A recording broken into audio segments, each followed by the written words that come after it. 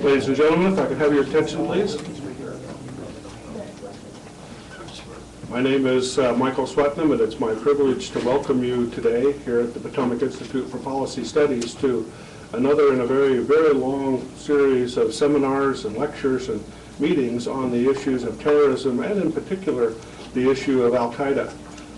But before that, I'd like to take the opportunity to thank Professor Don Wallace and the International University Center for Legal Studies for once again being our partner in co-sponsoring this event. Your faithfulness and scholarship on these events and these activities have been critical now for over a decade. Thank you very much for your partnership. And of course, recognition of Yonah Alexander, who most of you know, who is one of the leading people in the world, probably the history of the study of terrorism, that we have the privilege of having associated with us here at the Potomac Institute. And I'd like to note that for 40 years, Professor Alexander has been studying these issues of terrorism, and over more than 2 decades have been studying the origins and then detailed activities of the group known as al-Qaeda, formerly led by Osama bin Laden. In 1998, the Potomac Institute for Policy Studies embarked upon its first study of various terrorist groups around the world, and al-Qaeda was high on the list. In 2001, we published our first volume on al-Qaeda, which was published and released just a handful of months before the tragic events of 9/11. Since then, we have held over 100 events looking at all aspects of al-Qaeda, its spread around the world, and what might be done by nations and free societies to counter this terrible scourge. This past few months, Yonah and I have had the privilege of putting forth another book on Osama bin Laden's al-Qaeda, if you will, a little more than a 10th anniversary book. I guess it's an 11th anniversary book of the one that we put out in 2001. It's available here at the Potomac Institute, and we'll be very happy to provide copies to anyone who'd be interested in obtaining a copy. Once again, I think it's a reflection of the tremendous work done by Professor Alexander and, of course, his team of scholars and associates around the world. And, of course, I want to not to ever forget to thank the crew of interns and researchers here at the Potomac Institute who make all of this possible by doing a lot of the legwork and hard metal bending that turns papers into a book. So thank you all for all of the scholarly efforts that you put into this. And I'd like to note that not just are we proud to be a part of this here at the Potomac Institute, but fully recognize the deep importance of addressing this issue in a scholarly way, of providing a forum such as the one today, where people can come together and talk about all aspects of the issue and explore alternatives, options, and ways that we can deal with the scourge of terrorism, and hopefully come up with recommendations for our governments and our societies that will help us stem the spread of organizations like al-Qaeda. Scholarship that we're trying to enhance here as a beacon of light in a very dark world of terrorism.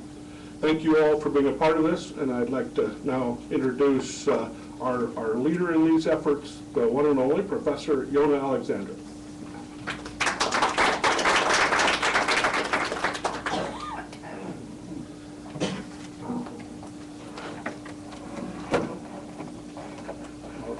Technology. As we say, nothing is new under the sun except technology, and sometimes it's confusing. But at any rate, thanks, Mike, again for your generous introduction. Particularly, I think we want to thank the young generation of scholars, researchers, who have to deal with these issues in the coming years and decades, unfortunately. We cannot eliminate terrorism, but we can bring it under manageable levels, and that's why we need this new generation to deal with the problem. Now, obviously welcome all of you to our continuing work in this area. I would like to welcome particularly our distinguished panel. And I would mention, let's start with Ambassador Zango Abdul, who is the Minister of Economic Affairs at the Embassy of Nigeria. He has a very rich background. We have the information for you, so we are not going to go into specifics at this particular time. Next to him, we have Augustin Gus Fari, who currently is a senior Nigeria desk officer at the Bureau of African Affairs, the U.S. Department of State. And next to him is Professor Osita Ukbo, who is currently a visiting fellow on the Africa Growth Initiative at the Brookings Institution and former economic advisor to the President of Nigeria and also CEO of the National Planning Commission, Minister also of Planning. Next to him, Jennifer Cook, who is currently the Director of the Africa Program, the Center for Strategic and International Studies. Next to her is Gwendolyn Michael, who is Professor of Anthropology and Foreign Service at Georgetown University. And then Mike mentioned our friend and colleague, Professor Don Wallace, who is the chairman of the International Law Institute and Professor of Law at Georgetown University. And they will address, obviously, the audience and generate, I'm sure, a great deal of discussion. Before we move into that, for some of you may have seen the name of Ambassador Qa'ida from Mali, who was supposed to be here. As you know, there are some unfolding developments in Mali, and I'm sure that our panel would also refer to that. Ambassador Qa'ida was very generous to get in touch with us and express his regrets that he cannot join us, but he's looking forward to the discussions that we're going to have today. Now, two quick academic footnotes. I say academic because as academics, we don't want to miss any opportunity to say a few words. One is the academic footnote related to Nigeria. And by that I mean that over 30 years ago we began a program at CSIS on Nigeria and Africa. And in fact, one book that we published, for your information, is a book together with Professor Tunde Adeniran, who became later on the Minister of Foreign Affairs of Nigeria. We published the book in 1982 on international violence. And the problem, of course, is that we have to continue today, and CSIS is providing great leadership. And also my colleague, Professor Don Wallace, will tell you a little bit about the work that he is doing in the international law with a base in Nigeria. Now, if I may, Mike, two footnotes in regard to the work that we were doing following the al-Qa'ida 20 years and relate this to Nigeria and Africa. Now, obviously, one of the key lessons, I think, that came out of our study is the existence of an international network of terrorists around the world, and particularly through the al-Qa'ida effort. Meaning what? Meaning formal and informal links around the world, including Nigeria, and obviously we're going to focus on this very soon, a machinery of networks and support, including ideological and theological alliances, which we're going to see also in connection with Nigeria, organizational assistance, propaganda, psychological warfare, financial help, recruitment support, intelligence, supply of weapons, training, and even operational activities. In other words, unilateral and coordinated and then sanctuary. We have seen it in our studies and our recent book as well. Now, it really means that we're dealing with the globalization and the brutalization of terrorism, and a very stark, dramatic reminder of what it is, and now it's connected to Africa and the Maghreb and the Sahel, and Central Africa, West Africa, North Africa, as well as the regions in the Middle East, is of course the attack a few days ago in Toulouse, France.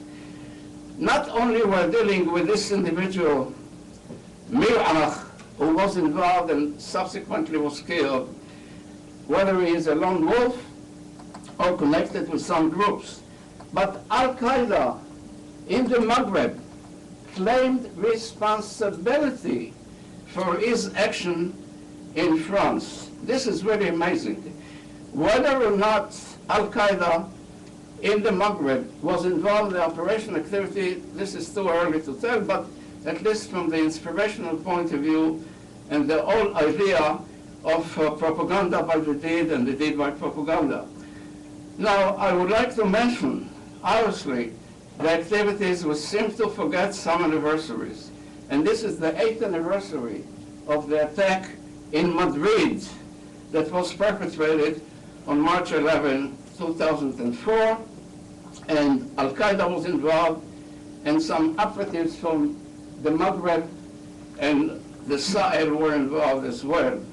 And obviously we're focusing on al-Qaeda, but we have to be reminded again and again that we have to deal with some other groups who have no direct connection with al-Qaeda, such as the Hezbollah. And in fact, I see the ambassador of Israel, who was in Nigeria, the attack on the Israeli embassy in Buenos Aires in 1992.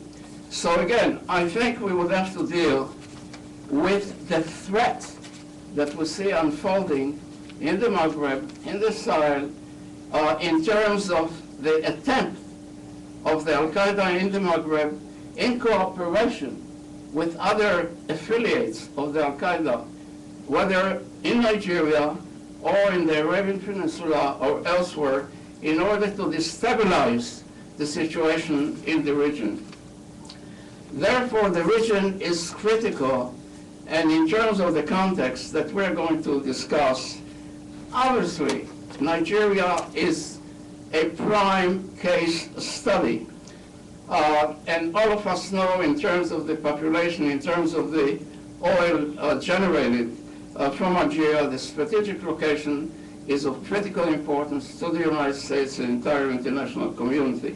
So basically, the unfolding developments pose security and economic challenges to the entire international community, and how it's going to develop depends how situation is going to unfold in Nigeria.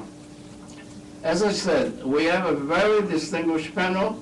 In the interest of time, I would like to invite them to make some initial presentations.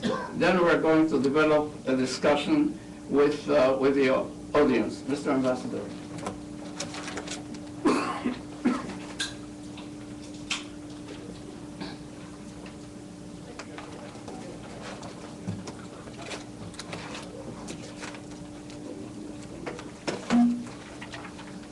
Thank you very much. It's a great pleasure to be in this gathering. When I was informed by the ambassador that he could not make it because of other engagements, I felt like a diverted aircraft. When an aircraft is diverted, several issues will come up, fueling, changing your course and all those, and what are you expecting on the ground. And when I looked at the panel, I realized that it's heavily dominated by Nigerians. And I'm very comfortable. The next speaker is Augustine, who is the Nigerian desk officer, who is more Nigerian than me. I believe he will fill in a lot of the gaps. The next, Professor Obu, former advisor to President Obasanjo. You can't know more than him as far as the economy and whatever al-Qa'ida and the related adversaries must have done to the Nigerian economy. Cook had participated in several engagements with regard to Boko Haram and other issues related to Nigeria, and of course, Prof is there. So really, I'm really covered. I'm very happy to be here, and I believe that this is a very important discourse, and it touches on the very vital concern for the stability of Nigeria and indeed the African continent. And I think the tone was set quite clearly by Prof at the beginning. Of course, what I'm going to do, by no means trying to hide under the cover of these experts, is to raise some general points, fundamental issues, and I believe they will generate discussions so that colleagues on the panel and the audience will fill in some of these gaps so that it's more interactive. On a general note, as far as al-Qaeda is concerned, the death of Osama bin Laden was good news for the U.S. and its allies because the central command of al-Qaeda had been greatly weakened. Key leaders had been eliminated and all this. But it's not too good news for us in Africa because al-Qaeda now decided to relocate and shift base to more vulnerable areas, to more areas where it could operate without much encumbrances and hindrance. And of course, Africa provide a very good environment for that. Since the death of Osama bin Laden, we have seen a trend where al-Qaeda has expanded its franchise, taking advantage of a combination of factors such as vast space of ungovernable areas, protracted conflicts, pervasive poverty, bad governance, weak and failed states to move into Africa. They have moved in there in trying to relate with the local population. There are porous borders having come from a border area.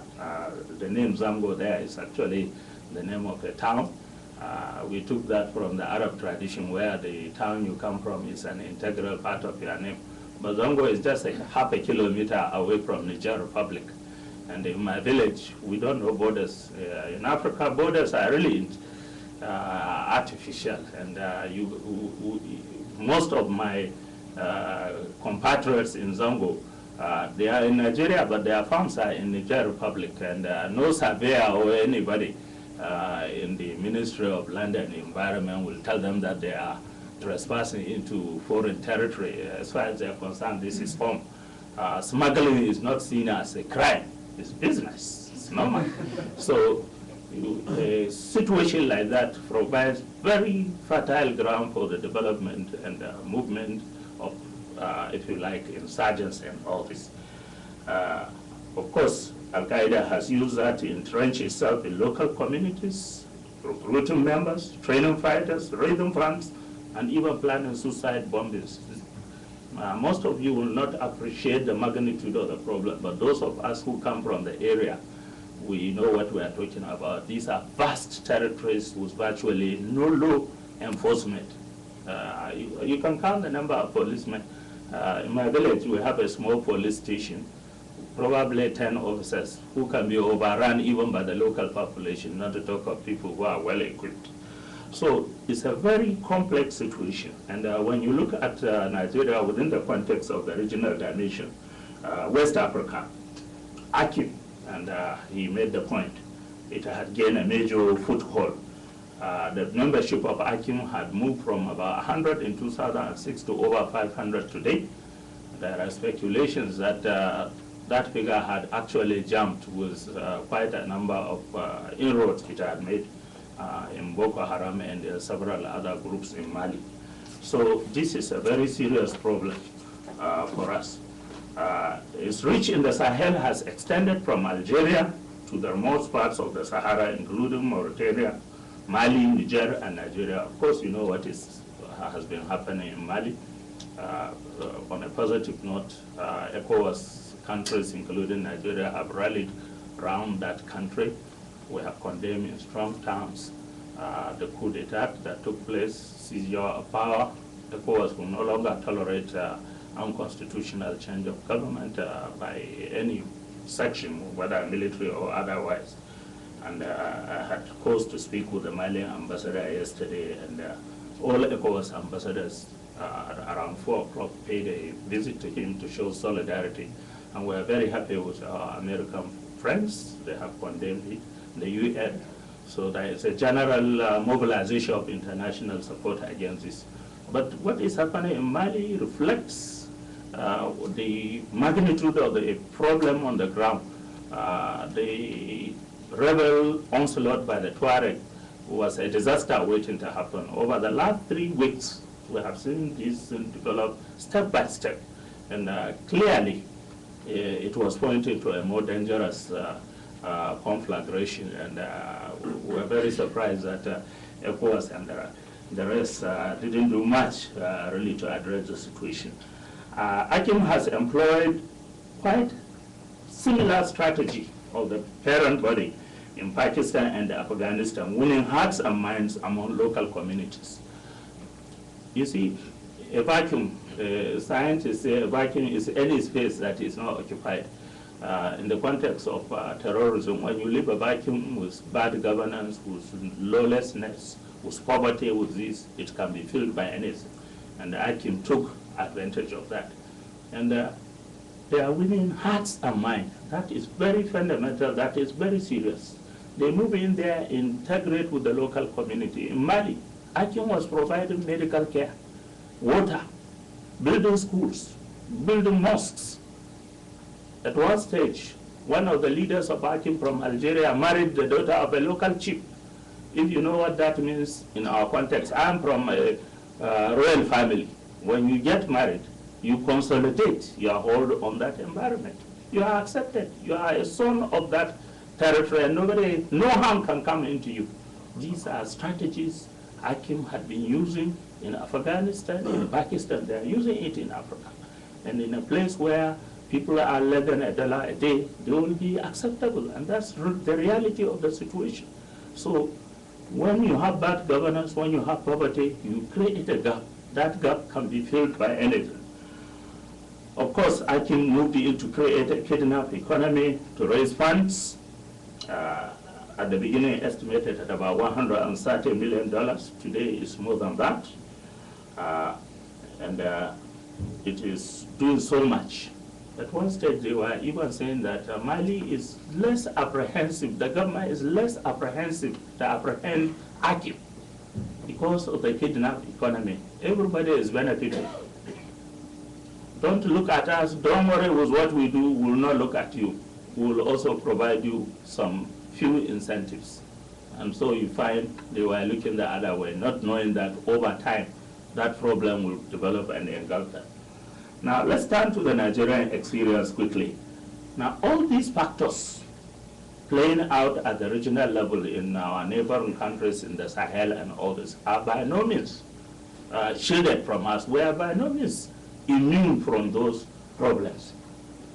All the problems we have highlighted are also at one degree or the other, or one level, prevalent in Nigeria. Nigeria is a very complex society with deep-rooted political problems. Establishing democracy and democratic institution has been a major challenge. Of course, you know we have been, for most part of our existence, under military rule. Transitioning to democracy has not been very easy. Huntington made it very clear. It is not just enough. Building institution is one thing. Letting them, or their functioning is also another thing. You can build democratic institutions, but democracy takes a long time to get root. So when you have a country with a mixture of a lot of problems, and you know that our political system has been characterized by, if you like, intense competition among the elites. And this competition had manifested in the form of ethnic, tribal, sectarian, religious, and all sort of, if you like, violence.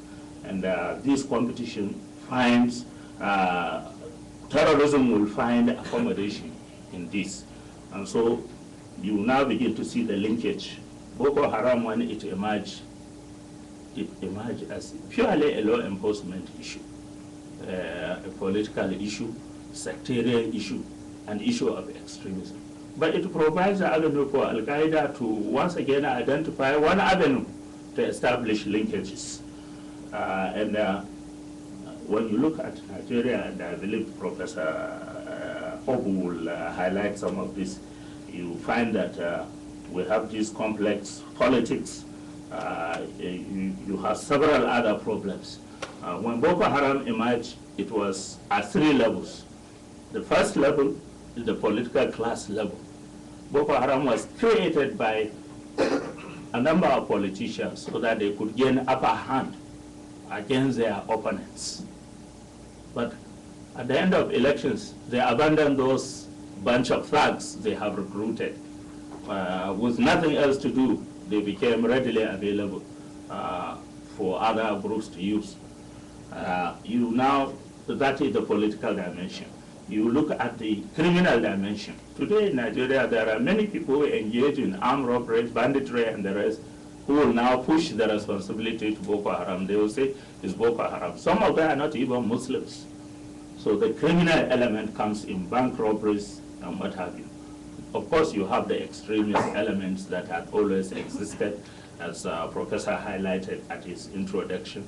Over time, through the presence of Hezbollah and the other fringe groups that had been operated in Nigeria over time. Of course, with the religious and sectarian violence, they found avenues. So these are the 3. But they have now been united by al-Qa'ida. Al-Qa'ida has now exploited these problems, and they have penetrated Boko Haram. And the signs of connections between Boko Haram and al-Qa'ida are too obvious to be denied.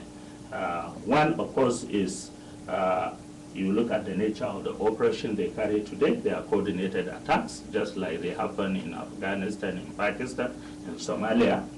The use of IEDs, and recently there is a report which showed that the Boko Haram has graduated, is now using even more sophisticated devices in their campaign of violence. Of course, the frequency of the attacks are now becoming more, and they are becoming more lethal. More people are being killed. I was in Nigeria when the incident in Kano happened, and we were overwhelmed.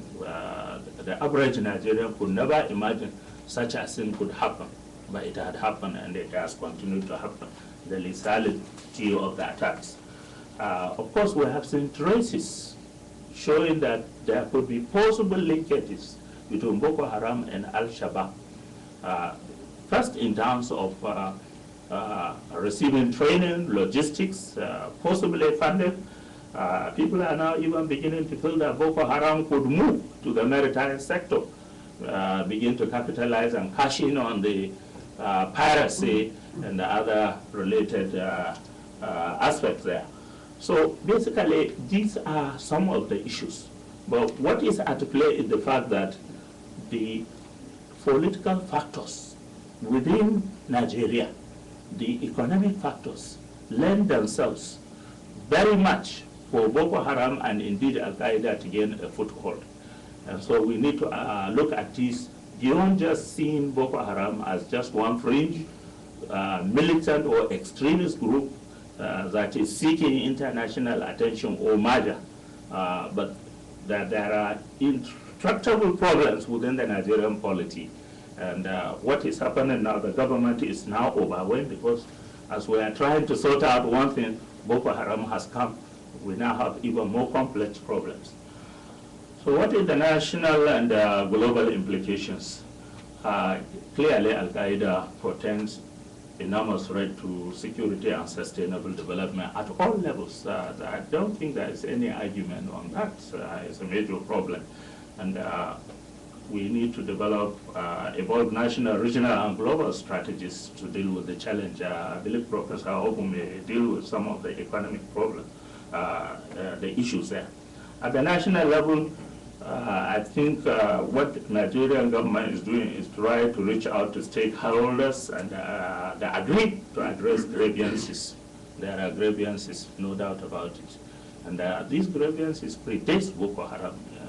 As you solve one problem in Nigeria, another one comes up. That's the essence of a very complex society. It has what social scientists always call the problematics all the time. You are talking of resource control, you are talking of creation of state, you are talking of power shift, you are talking of who occupies the presidency, you are talking of revenue allocation, you are talking of creating more democratic space. So it's a whole mix that is very difficult to handle. The average Nigerian leader on a daily basis, on a minute by minute, is always dealing with one balancing act or the other. And such a complex society definitely brings a lot of problems. You have the issue of marginalization, unemployment, poverty. In the north, the level of poverty, I was just discussing with Professor Ob. In some states, Kebbi, Sokoto, Zamfara, Jigawa, we are talking of poverty level of 80 and above %. That's criminal. That's totally unacceptable. Governance at the local level is really leaves a lot of gaps. There is a gap in terms of governance. If you may say, even quite frankly, bad governance at the local level, at the state level, has manifested in anger, in, if you like, disenchantment and the tendency to want to challenge the authority of the state. So these are clear problems, and the Nigerian government is trying to address them. We must understand that all these problems are actually multiplier for terrorism and insurgency. The government is also trying to see that it could expand the democratic space by ensuring transparent electoral process. We have had a very good election in 2011, but we could do better. At the local level, at the state level, we need more credible leadership that address the key needs of the society. On the part of the law enforcement, we are also, Boko Haram and al-Qa'ida thrive best because there is serious gaps. Police and security agencies really finding it a major challenge to deal with this new threat. Part of it is because there is this general belief that it will never happen. The average Nigerian believes that there could never be suicide bombing. That is the thinking. That has changed dramatically. Suicide bombers live in our midst now. And so it is after that had happened, we are now beginning to formulate strategies. So you find the police is really handicapped. The police, and I must admit, is with the weakest link in internal security because we have a vast territory, a big country, and police or law enforcement per 1,000 is really quite inadequate. Now, superimposed with this is a question of equipment, it's a question of training, it's a question of logistics. So that situation. Of course, we need more synergy among the security and law enforcement agencies. The same situation, the same scenario that played out after September 11th. I'm sure Augustine will tell you that just like you find everybody is working on his own. Sometimes even working at cross purposes. These are real challenges we are facing. We are trying to see how we could get them. But more important is a challenge is the need for regional cooperation and expanding the scope of information shared among the countries. We cannot guarantee our security in the face of al-Qa'ida in Nigeria without Niger, without Chad, without Mali. It has to be a cooperative effort. Your security is as good as the security of your neighbor. Every measure we put in place can be rubbished by our neighbors. And that is the message that is now gaining ground in the West Africa sub-region. But of course, you know very well that in Africa we have challenges, even trying to achieve this level of cooperation. We have had even better cooperation with countries outside Africa. very robust engagement with security and intelligence organization outside, but it's a major challenge. And somehow you begin to wonder, for example, in the context of Mali, how this could happen. It happened when the ECOWAS were even discussing. The ECOWAS Peace and Security Council was meeting in Bamako, and virtually most of the officials have been stranded there, including the defense advisor of Mali, who traveled there. I was looking for him. He's been stranded there. So I mean, why should this happen? You know, you could now see the gap. We have more talk, less action. Why is there no standby force? Everybody knows that the challenge for Mali is so overwhelming, they simply could not cope with it. It has to be a concerted effort. We need to enhance border security through joint patrols and other, if you like, operations. We have a robust engagement with Chad, with Cameroon, with Niger, but we could do better. Our borders are so porous, and it was clearly demonstrated when the Libyan leader Gaddafi collapsed. Arms are freely available now along the Sahel in Nigeria, in Mali. In fact, the Malian rebel onslaught is largely attributed to Rutani, 200 rebels who fought alongside Gaddafi. Let's finally look at the global result. I think the key issue is to also address the issue of state failure. Only last 2 weeks, there has been so much focus in Washington and in Europe about the situation in the Horn of Africa. I think it was a step in the right direction. Unless we address those gaps in governance and lawlessness across the globe, we cannot deal with al-Qa'ida. Al-Qa'ida will move into such spaces, expand, create safe havens, and deal with any situation. We need to address poverty and poor governance. A situation where a country has no government since 1991 is unacceptable to the international community. And yet, you know, we were comfortable. We remain like that, watching Somalia and watching all its neighbors grappling with all sorts of problems. Kenya is there, Uganda is there, Ethiopia is there, and several other problems. The whole Horn of Africa has become a conflict belt with, if you like, grave consequences for stability and sustainable development. I think we need to energize effort by both the UN and others to fight terrorism.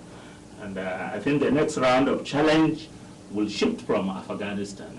There is so much focus in Washington about Afghanistan, about Pakistan, and all those. We believe also that very soon you will have to have more focus on Africa, because the ground is shifting. Terrorists are finding it easier, and they are linking very fast. Akim is linked with Al-Shabaab, Al-Shabaab with ACAP, al-Qa'ida in the Arabian Peninsula, and in between them you have fringe groups, each one developing one idea or the other. As you try to deal with this one, another one is creating safe haven and creating alternative means to, if you like, undermine the security and stability of states. On our part in Nigeria, we are engaged in a very robust cooperation with the United States and its allies. I'm sure Augustine will tell you that. Only last January we returned from a binational commission where we launched a regional security working group on it, and we had a large team from the Department of Defense, and quite a lot is coming out from that. Of course, we are also engaged with the Global Counterterrorism Forum, which is also another institution set up by the State Department to address this issue, and quite a lot is being done. The various working groups have met, recently one on border security in Niamey, and all this. We are developing, if you like, strategic partnership with the U.S., AFRICOM, to deal with the issue of maritime security in addition to that. But I want to believe that AFRICOM could do more. AFRICOM, to me, is handicapped by the U.S. policy of engagement now. AFRICOM is limited to issue of capacity building, training, and the rest. The issue of movement into conflict zones to assist countries is a little more difficult to deal with. And with the kind of cooperation and the robust engagement between AFRICOM and the Malian troops, it is inconceivable that a government will be overrun, but I believe Augustine will address that aspect. We believe also that Africa needs more attention in terms of funding to do with these issues. If you look at, only recently I attended a seminar at the African Center for Strategic Studies, and I found out that if you look at the scale of aid, military assistance, and all those received by African countries, Egypt received over 1 billion, while the remaining countries of sub-Saharan Africa shared 1.3 billion. Of course, while it is quite apparent and realistic to know that the U.S. has some intrinsic strategic interest in Egypt and perhaps Israel, we think that the balance should not be that if you can spend that 1 billion you spent in Egypt addressing the challenge of al-Qa'ida in the Sahel, I believe that it will be a thing of the past. So I will want to hang on from this, and I wish that my colleagues will fill in some of the gaps, and I want to thank you for the opportunity. It's really a wonderful forum for us to share with you some of these problems. Thank you very much.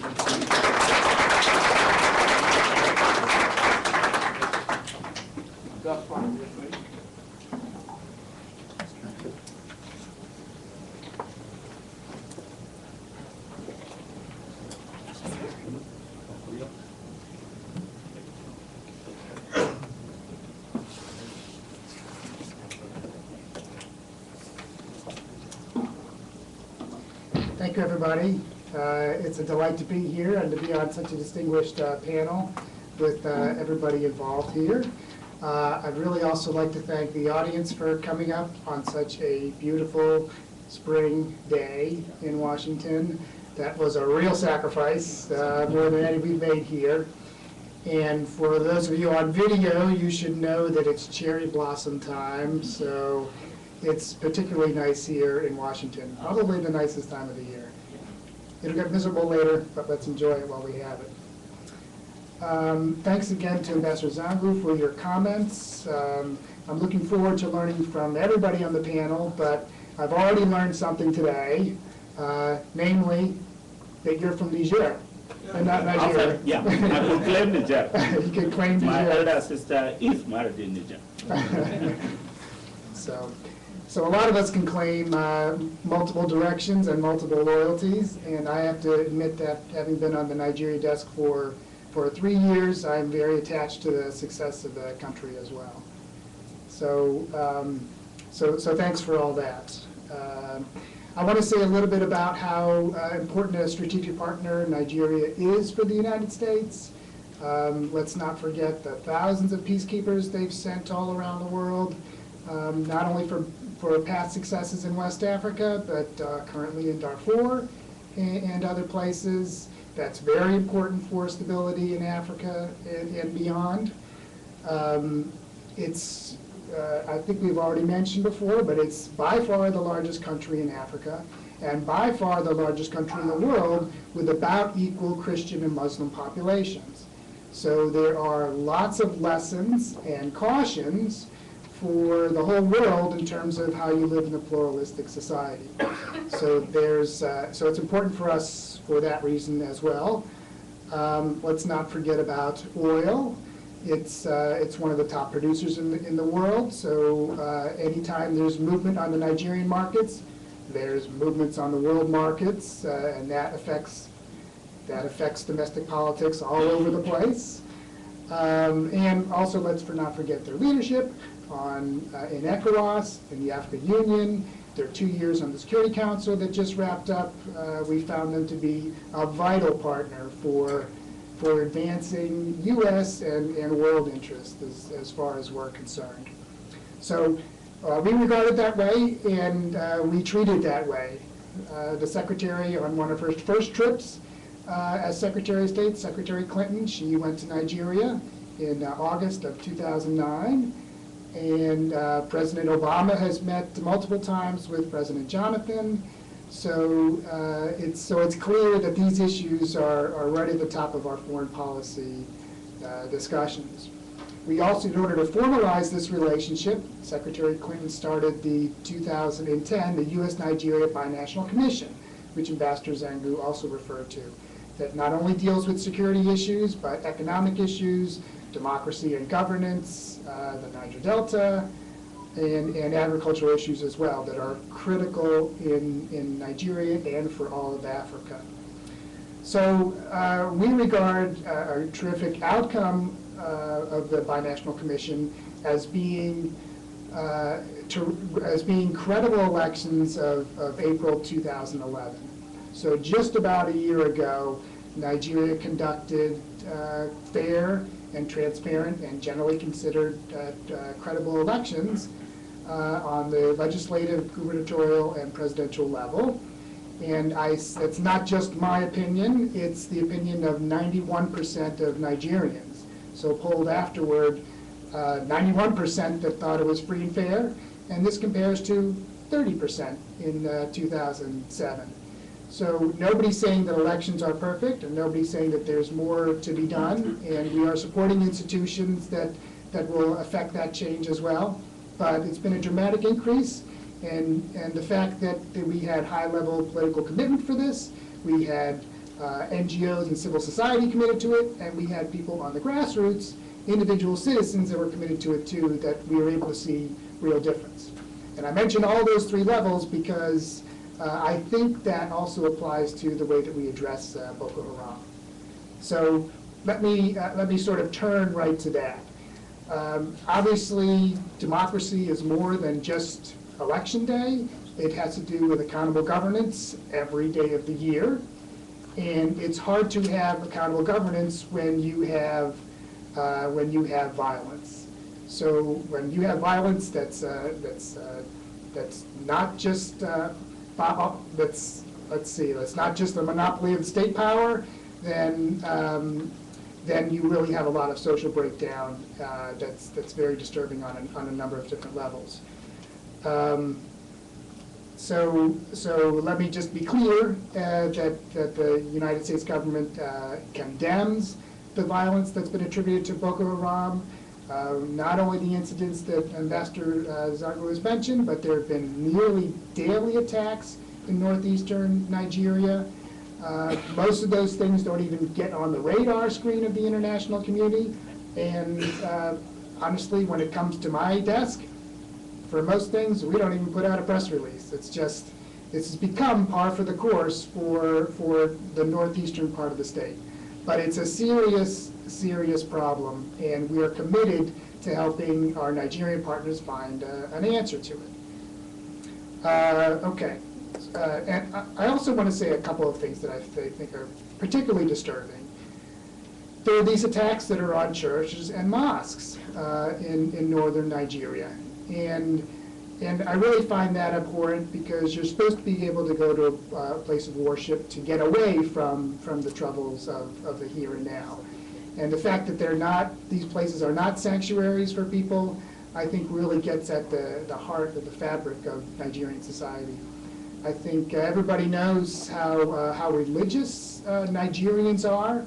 I know that when I talk to my interlocutors, the religious conversation is always a part of it. It's always sort of injected into it one way or another when it's even just secular discussions. And I think there was a study about 10 years ago that said that Nigerians are the most religious people in the world. So it's a strong part of people's identity, and it's part of the backbone, the institutional backbone that makes Nigeria work. So even though it's a secular state, and it has to be a secular state, this religious dimension is very important in the hearts and minds of all Nigerians. But let's not also forget that Boko Haram is considered responsible now for these attacks on schools in northeastern Nigeria. And there could be nothing that hits at the aspirations of northern Nigeria more in a more deadly way than attacks on schools. And considering the low literacy rates in northern Nigeria, considering the low school attendance, you can't have a future generation coming up if they don't have access to school. So, in short, violence has no place in a democratic society, and we're committed to working with the Nigerians as possible to try to address this issue. Ambassador Zangu already covered how northern Nigeria is poorer in compared to the rest of the country, but there's a couple other statistics I think that really bring it home. The 12 northernmost states are considered twice as poor as the rest of the country. Children are 4 times likely to be malnourished in the 12 northern states than the rest of the country. And 77% of the women in the 12 northern states have had no formal education at all. And that compares to 17% in the rest of the country. So 77 to 17% and four times the number of malnourished children. That really, I think, is eye-popping in terms of where northern grievances might come from. And part of that discussion is not just that it's poor, but that it feeds into this narrative that the Nigerian state doesn't care, it's corrupt, and that it's indiscriminate. And it's just right for an insurgent group to come over and hijack that narrative for their own purposes. And I think that's where we're at with Boko Haram. You have an organization that has tactics and ideology that is abhorrent to most Christians and Muslims throughout the country, and yet they're able to exploit religious differences. You have an organization that's not, that doesn't offer anything in terms of how government should be run or how development services should be offered, and yet they're capitalizing on the fact that government isn't providing these needed services. So there's all sorts of contradictions that are associated with this movement. It's almost like the Nigerian government should be winning the strategic narrative, the strategic communications story, but they're not. It should be easy to push back against a criminal group that everybody hates, basically, but yet these messages are resounding with certain people. And we know, the State Department knows anyway, that there's a growing minority of certain ethnic groups in the north that view Boko Haram favorably. So it's really up to, so as far as we're concerned, we really have to address that. We really have to address poverty in the north, not only because the north and northern Nigeria is important to us and important to the world, but we have to turn around this narrative that Boko Haram's been able to hijack. And we've got to show northern Nigeria that, that it's not going to be a place for recruitment.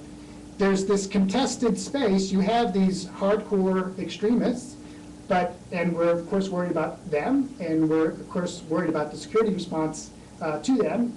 But then you have this wide open, much more contested space, and that's the general population. Is that population going to be drawn toward extremist insurgent groups, or is it going to be resistance? And what we found from USAID and other kinds of studies, the U.S. Agency for International Development, is that narratives matter big time. That if you're able to take a story about grievances from the past and connect it to grievances of today, and you're able to take grievances happening in your locale and attach it to grievances throughout the world, then that is one of what we consider one of the drivers then of international terrorism, particularly in Africa.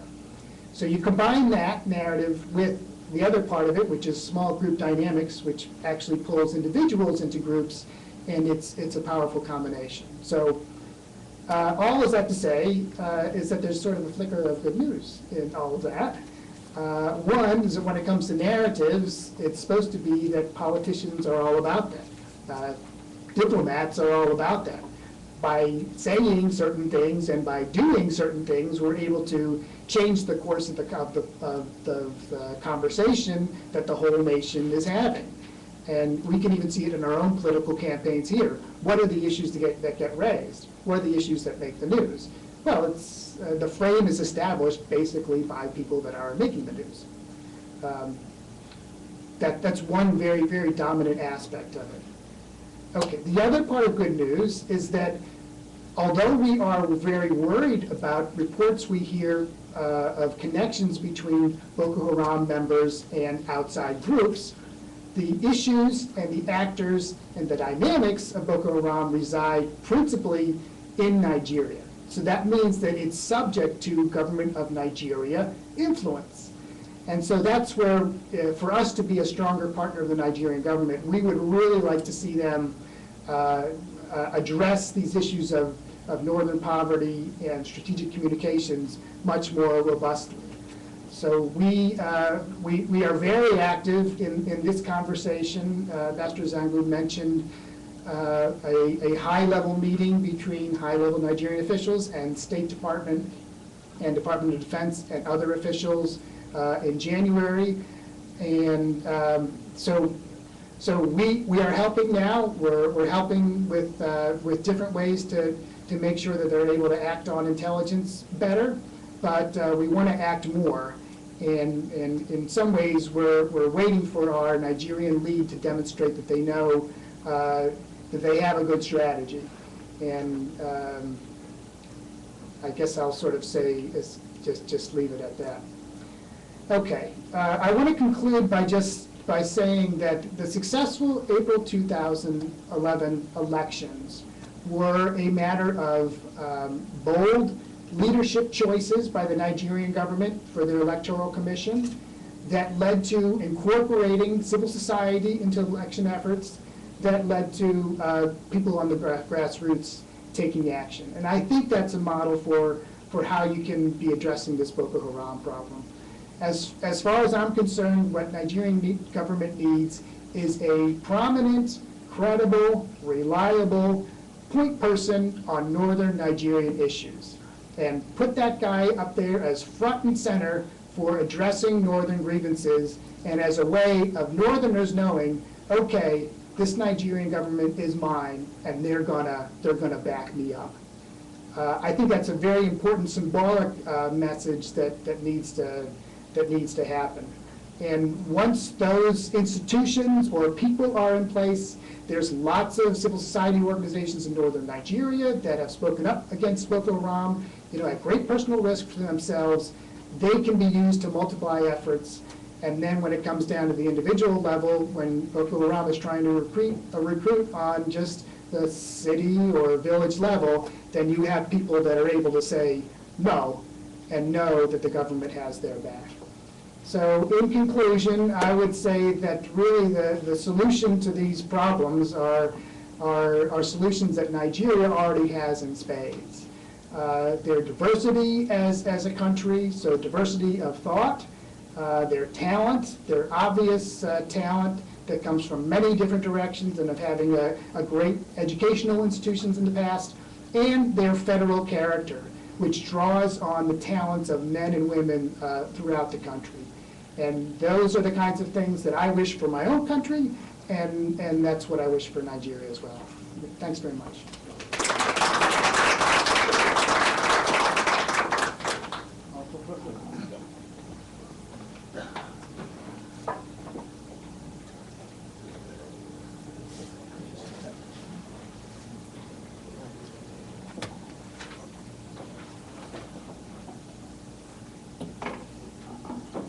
Thank you very much. Good afternoon.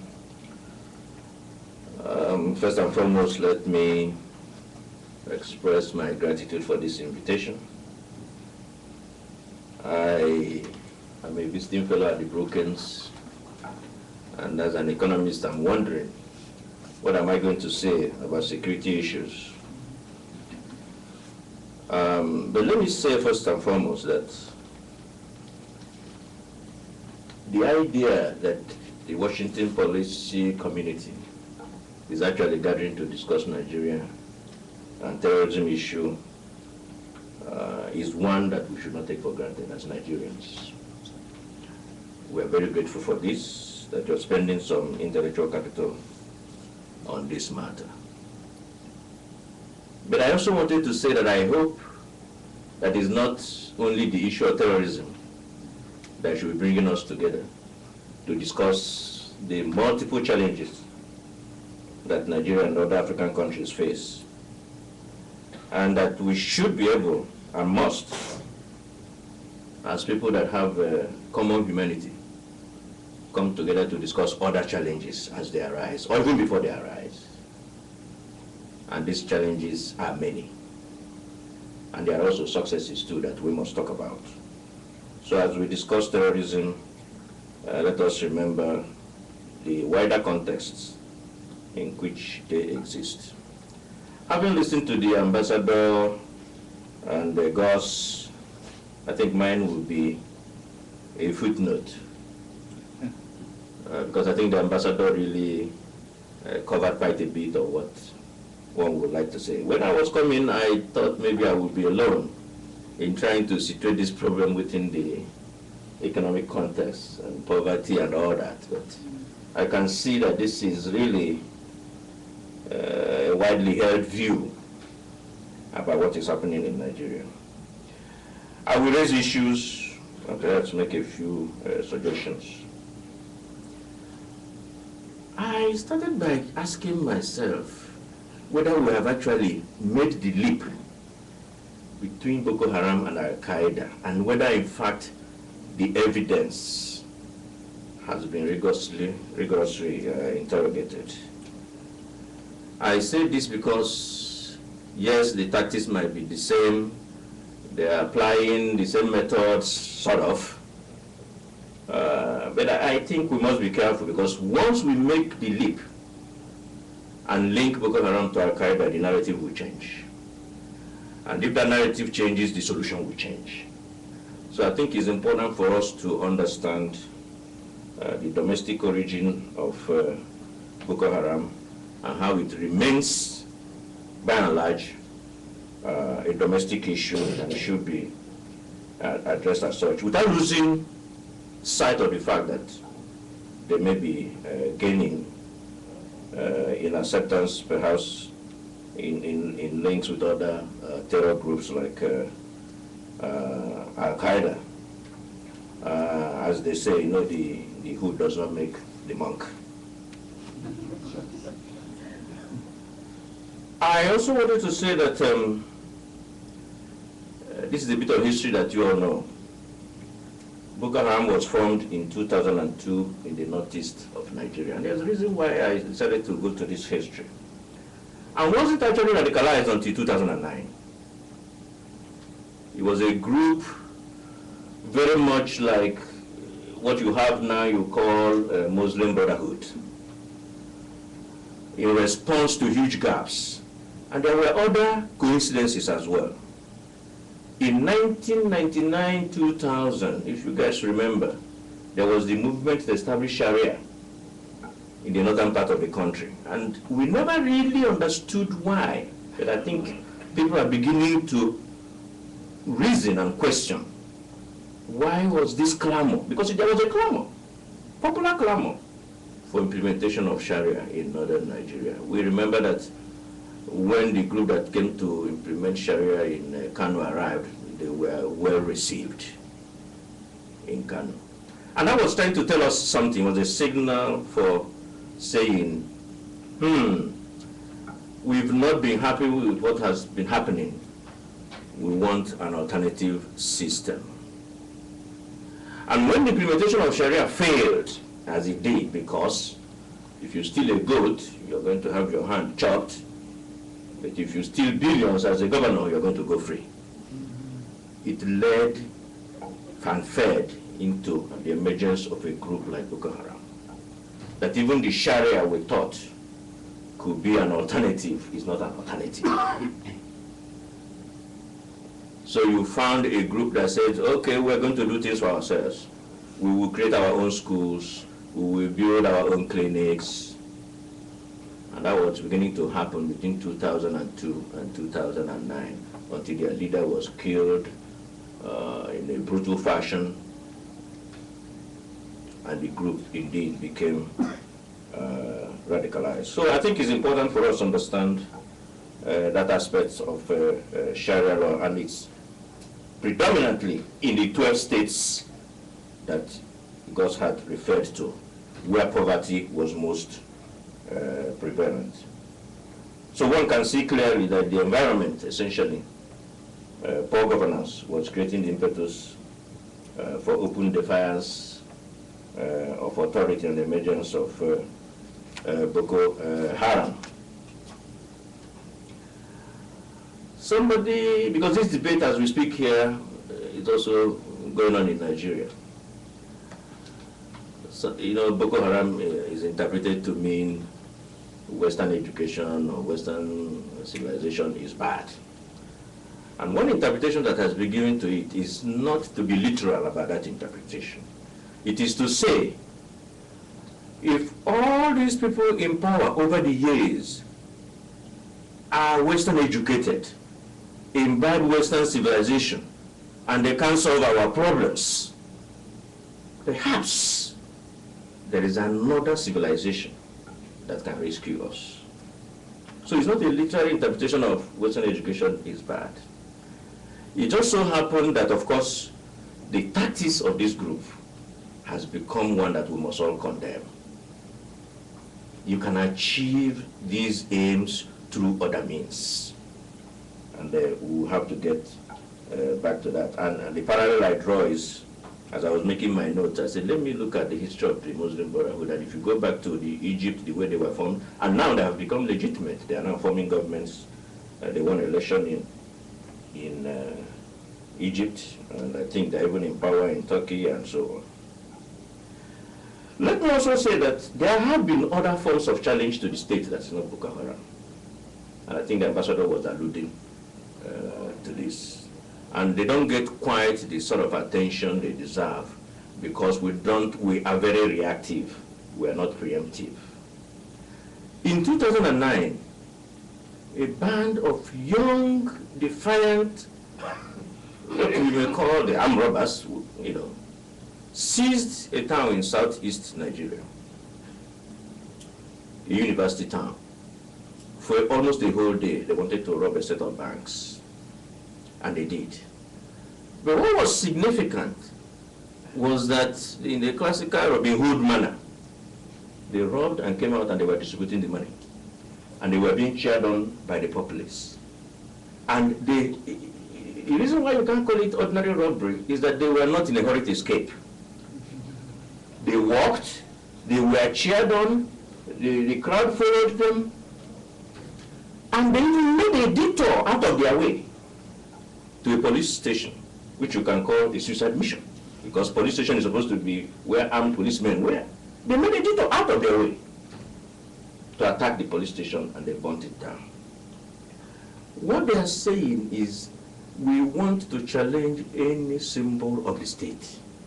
We are not really here to steal money as such, because like I said, they stole it, they were distributing it, and in the process, they actually killed the divisional police officers, we call it, the head of the police in that area. And the question remained, how did they know? We suspect that someone in the crowd may have identified the police because he was in mufti. And so showing again that the populace were in fact almost saying, yes, you're doing well to attack the state. And the ambassador Goy has referred to this level of disenchantment that we see in Nigeria in the second and 10th year of governance. So to attack instruments of the state seems to be a bit legitimate in the eyes of the people. And one has to ask why? Well, the recent result that has come out from the poverty census tells us the story. Nigeria is growing and has been growing for the past 6-7 years between 6 to 7%. And guess what? Poverty got worse by about 6%. From 54% that it was in 2004 when we did the last census survey, to 2010 when this last survey was done, we moved from 54% to 61%. In fact, there's a piece I've just done on how do we generate proper growth. And part of the conclusion that is inevitable, inescapable, is that when we talk about Nigerian government, please let's remember the 36 state governments and 774 local governments. The federal government takes 52% of the centrally collected revenue. 48% of the revenue is still shared by the state and local government. And in fact, we do make the point that the federal government is both strong and weak. It has strength in the sense that it controls these enormous resources, which in itself can become a problem because there are excesses, it can lead to corruption and so on. But it's also weak because there is no platform and no instrument for controlling what happens at the state and local government. In fact, a governor can tell the president not to show up in my state, and that's the way it works. And so there's a lot of frustration at that level. When we say election has been free and fair, yes, we're speaking in relative terms. At the state and local governments, decisions of who is going to govern and who is going to represent are still made somewhere else, not by the people. So I think our partners, the US government, the development community, we still have a lot of work to do in the democratization process so that people will have avenues and channels of expressing themselves so that the growth that we're witnessing can be inclusive. I think these are part of the issues that we must understand. The other misconception I want to clear is that sometimes the narrative is presented as Muslim North and Christian South. That is not very correct. The North has a lot of Christians, quite a number. And some statistics tell us that 50% of the southwestern Nigeria are Muslims. Yeah, about 50% of the southwesterners are Muslims. So how come we don't see, if it is a Muslim, Christian, Muslim, then this just doesn't fit. So there is more. The radicalization of some elements of the Muslim in the North has deep roots in resentment of the deep poverty and economic conditions that exist. And even the elite in the North, and all of us in Nigeria, cannot escape the blame. For too long, we've just let it be. So we are creating two nations in one. And as Goy and the ambassador has said, this is an issue that requires urgent attention.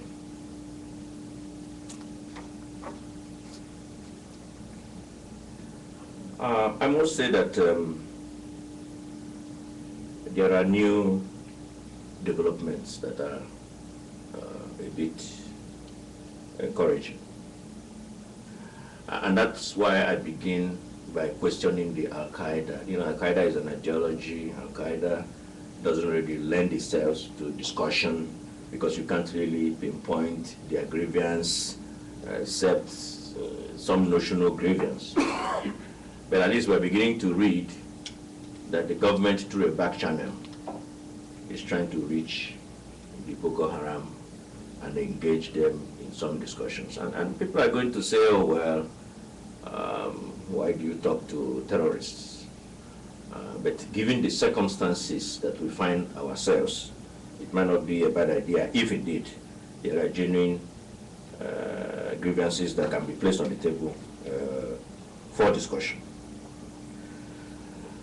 Some of our friends in the intellectual community have also asked the question, is this part of the crisis of nation building? Nigeria has only known since 1999 13 years of democracy. Quite frankly, our democracy is still mimicking the military regime. The governor is a sole administrator, the institutions that are supposed to check the governor is controlled by the governor. He determines who will go to the state assembly. He determines who will be the speaker of that state assembly. So, again, we must insist on paying attention to what is happening at this level. In fact, even the local government chairmen are somehow predetermined by someone who is not the electorate. How can we then assist the federal government to be able to deal with this issue? How can we establish a platform that allows federal government that is hamstrung by the Constitution to begin to reach into the performance and evaluate how the states and local governments are working? And these are areas in which we are going to begin to invest our capital, human capital in. On the international dimension, I think that's already been covered, in the sense that Nigeria is not just an important player, close to 160 million people, fourth largest exporter of oil to the United States, eighth largest exporter of oil in the world, or producer of oil in the world, contributes to peacekeeping all over the world, and so on and so forth. But I think that if Nigeria's attention, as they are now, are also diverted from redevelopment to containing security, it worsens the situation. So the earlier we deal with the security issue, the better we're able to get back to development and grapple with the challenges that Nigeria faces. My sort of parting shot comes from Condoleezza Rice's book, No Higher Honor, the book her memoir of 8 years in Washington, D.C. And I want to quote what she says. She said, "While freedom and democracy sustain each other, they are not the same thing. Democracy is both a process and a system of governance that protects freedom. The process is begun with elections, a first step towards stable democracy. The harder task is to construct institutional arrangements that define the relationship of individuals' rights to the state's authority and sustain the contract over time. From military to civilian, and the inheritance of a constitution that was basically written by the military, to the institutions of democracy that are fragile. Here is where we have a lot of work to do. And until we address this very important issue, I think it will be very difficult for us to fully grasp these dimensions. And I must end by saying that the reason why Boko Haram will even like that they have been linked to al-Qa'ida is that it also increases their awe and increases the fear that they inject into the system. And on the part of government also likes this link, as a matter of fact, because it does say, look, this is beyond us, when in fact the tools with which we are going to deal with them might be within. So while we invest this human capital, which is useful in understanding what's going on in Nigeria and the nature of incentives that drive them, I think it's important for us to pay attention to rebuilding these institutions and to know that elections are not enough. Thank you very much.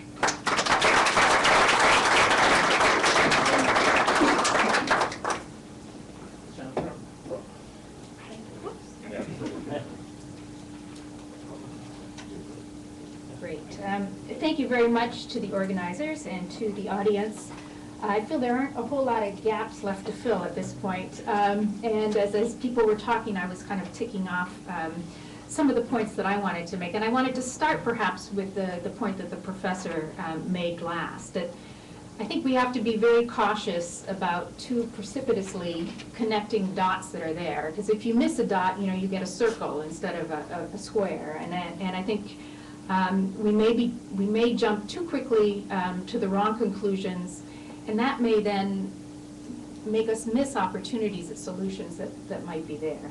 I think the point that to too quickly link Boko Haram to al-Qaeda may give the government in a certain way an out, and I'm not putting the onus of the problem of Boko Haram all entirely on the government, but I think we have to be careful about that, both as we analyze it, as we look at the Nigerian context, and in addressing both al-Qaeda in the Maghreb and Boko Haram, so that we may ultimately emphasize the wrong solutions or overemphasize one solution at the cost of the other.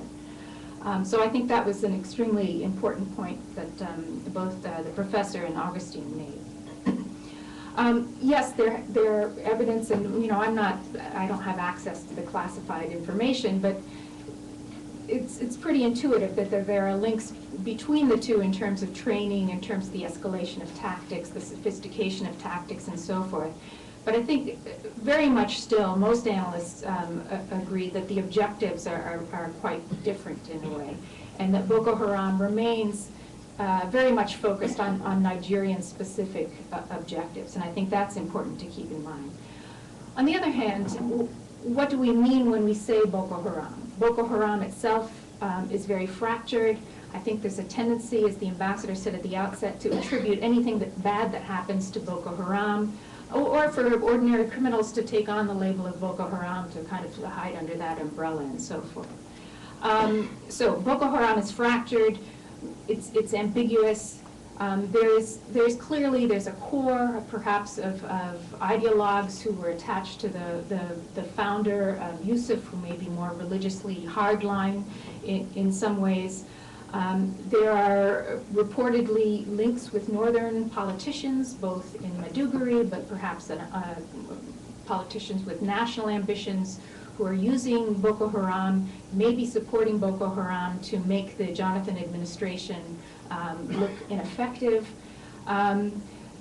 The administration itself has said that there are Boko Haram loyalists within the government. That's a pretty shocking admission without a whole lot of follow-up action, I have to say. And that's troubling itself.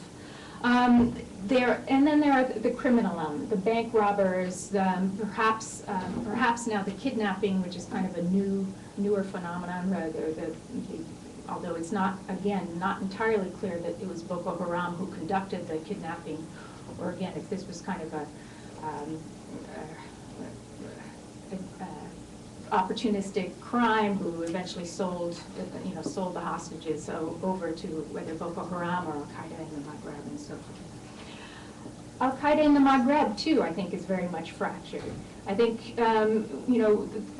the origins, very much ideological, focused initially on Algeria. As Algeria was successful in tamping down the challenge, it moved down into the Sahel. I think there are ideological elements, surely, but there are also opportunistic kind of money-making criminal networks who work in quasi-alliance with the ideologues, and I think that's important to keep in mind. The common cause between al-Qaeda in the Maghreb and Boko Haram is not entirely clear, although it's being made clear there is a certain ripeness there in terms of the narrative taking root among disenfranchised, angry, resentful northern youth. The kidnapping phenomenon, whether again for ideological reasons or money-raising issues, does pose a major new challenge. The frequency of the attacks, which frankly have killed many more Muslims in the north than Christians, this is something that has to be dealt with on an immediate term. So there is a security response that is needed, a hard and immediate security response.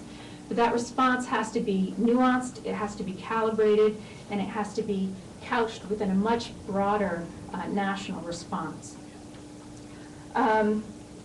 Intelligence sharing, intelligence within Nigeria, I think has been a major failing. Boko Haram is not brand new, but I think it was somewhat dismissed in the early years, even after the killing of Yusuf, who was extrajudicially, I have trouble with that word, killed by police forces. There was never a full investigation into that.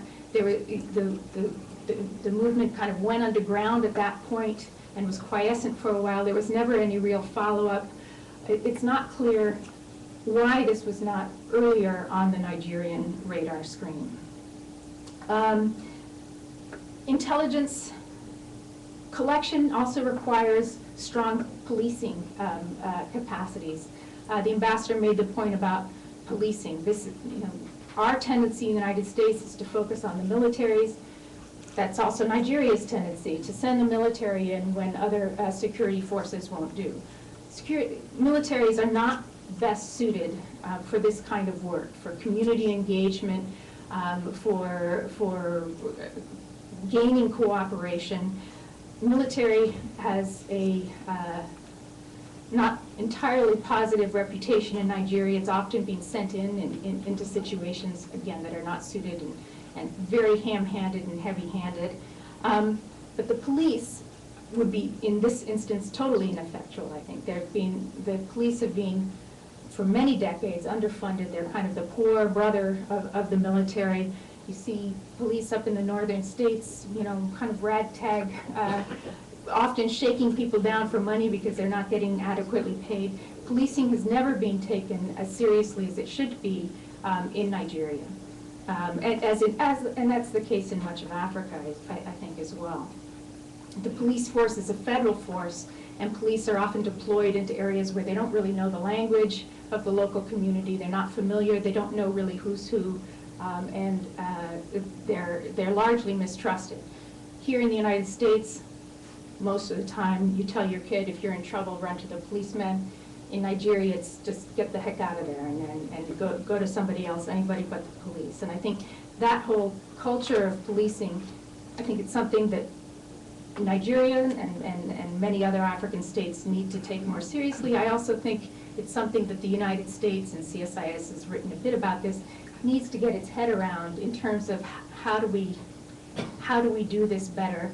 Many bureaucratic obstacles to that, but it's been, I think, something of the missing link in some of our security engagement here. The communities, again, are extremely important. I was interested to hear Augustine say that Boko Haram may be gaining popularity among certain groups. My impression had been that it does not garner that much popular support at this point. And that's extremely important advantage for the Nigerian government to hang on to if it can. And if it's losing that, it spells real trouble, I think, going forward. But just because the community does not support Boko Haram, that does not mean that it's been necessarily cooperative with the Nigerian government. And that's because police, military go in heavy-handed tactics, broad brush stroke, arresting, shooting, really alienating the community much, much further.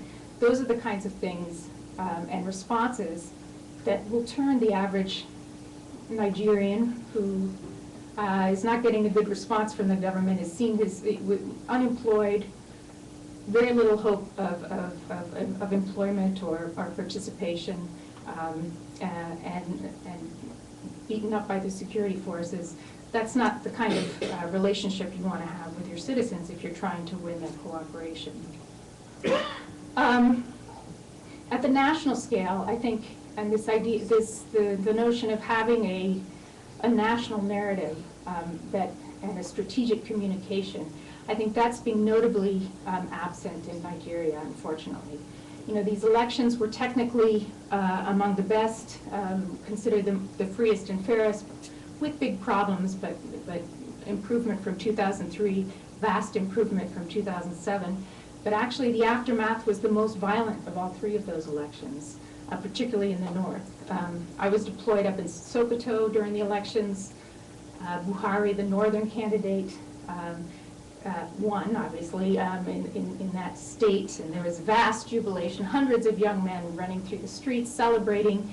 The next day or 2 days later, when it was announced, when the national results were announced, they went on a rampage, interestingly targeting the Sultan of Sokoto's home, who was seen, as many of the traditional religious leaders in the north are seen, as too close and colluding with the government, a government that is corrupt, that has delivered very little to the people. And I think this gets us, and again, so much has been said, I'm a little trying to figure out how to say anything new. But I think this narrative has to, the government will need to set out a kind of a compelling story of what it's going to do going forward for the economies of the North. Northern mainstays of agriculture, of manufacturing, have essentially collapsed over the many decades since independence, as everybody focused their eye on the oil sector. So levels of unemployment, poverty, malnutrition, and so forth are much higher in the North.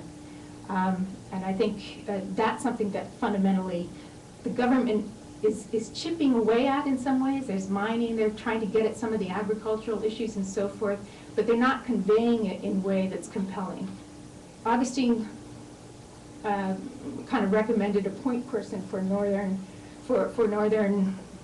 affairs. I think Nigeria has to be careful about that. There's often this tendency to kind of, okay, we'll appoint a commission to look at northern affairs.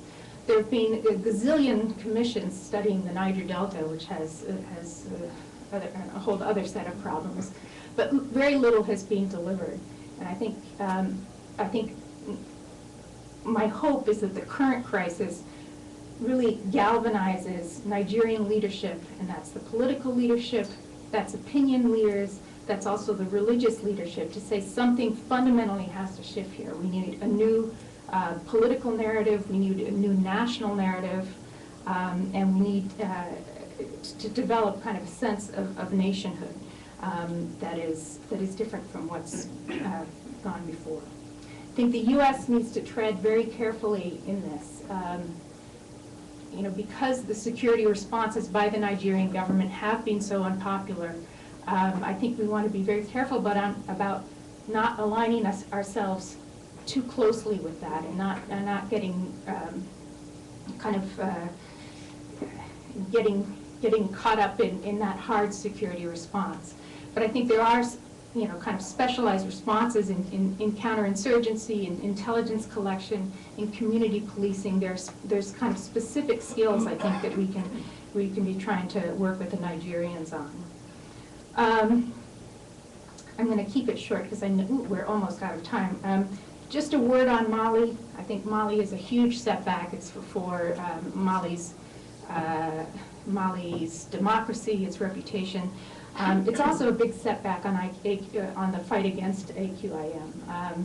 The rebellion, the Tuareg rebellion, and the response to that had already distracted the Malian government away from the fight against AQIM. And now, with military assistance to be suspended by the European Union, by France, by the United States, you're going to have a big vacuum there. I think, you know, the fallout from Libya and the potential impacts on Mali, having a vacuum in Mali at this point bodes no good for Nigeria either, or for any of the other states of the region. I'm going to leave it at that to give Gwen time to speak, and thanks very much.